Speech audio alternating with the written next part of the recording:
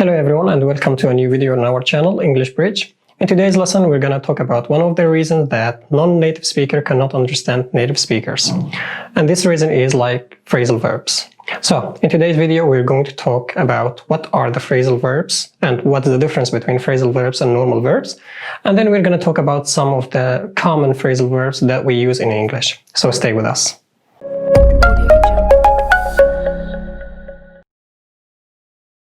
Welcome back again. So as we said in the introduction, today we're going to talk about phrasal verbs. So the first question we need to answer is, what are the phrasal verbs? Phrasal verbs are the kind of words that consist of 2 or 3 parts. The first part is a normal verb, like come, go, back, etc. And the second part is particle or a preposition, second or third part. So this is first. Now, what's the difference between phrasal verbs and normal verbs?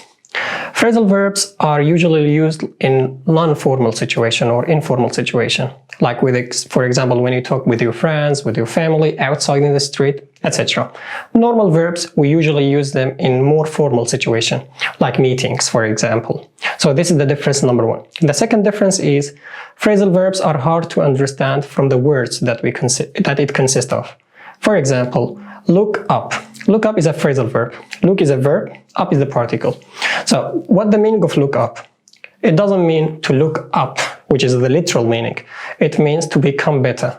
And this is the reason that I said in the introduction, non-native speakers cannot understand native speakers when they use phrasal verbs. Alright? So this is just one example of many other examples of phrasal verbs. So how can we learn them? The only answer is by memorizing them and applying them in our daily conversation. Okay, so keep it in mind. Memorize and practice them. Alright, now let's go through some phrasal verbs, some common phrasal verbs in English. And the first one is break up. Break up, it means end a relationship. Whether it's like a marriage relationship or a romantic relationship between two people. So for example, you can say, Jenny and Henry broke up last week. Jenny and Henry broke up last week. It means they ended the relationship last week. Another example, I think they will break up soon. I think they will break up soon. So it means like you think that a couple, they will end the relationship soon. This is number one. Number two is call back. Call back. Call back, it means to phone somebody who has phoned you. Alright, so he has phoned you like earlier and you were busy or you didn't answer him, or he sent you a message and you didn't notice. So when you see the message or later, you call them back. So for example, somebody called you, you are in a meeting, and you say, I'm really sorry, right now I'm so busy, so I'll call you back later. I'll call you back later. Alright, so it means you will phone them again later. Another example, when I saw the message from my brother, I called him back.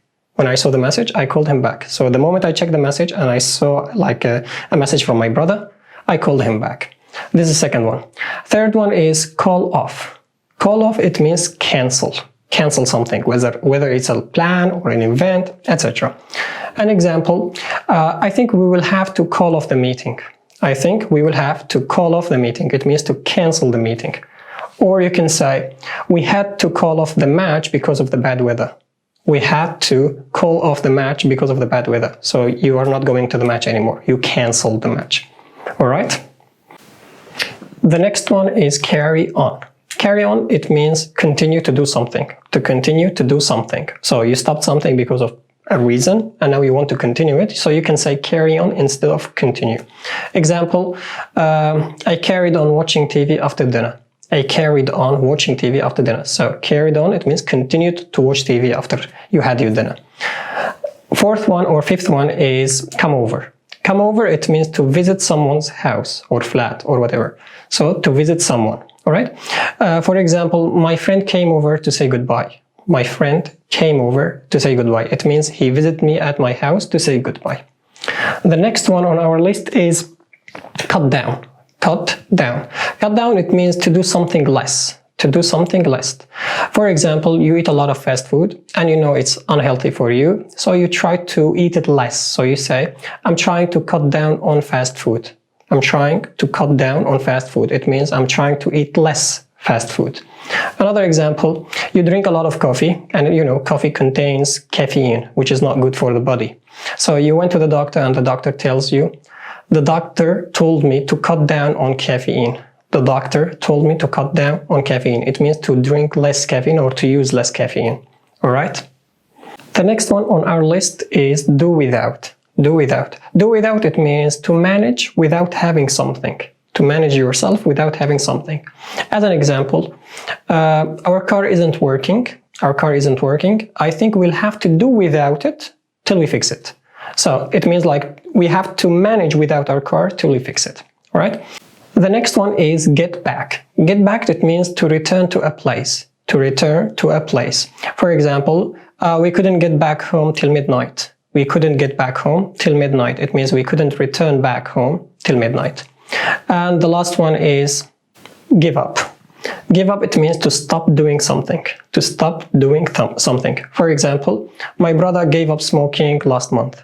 My brother gave up smoking last month. It means my brother stopped smoking last month. One more example, I'll have to give up playing football soon. I'll have to give up playing football soon. It means I'll have to stop playing football so soon. And that's everything about our lesson today. I hope you found it useful and interesting.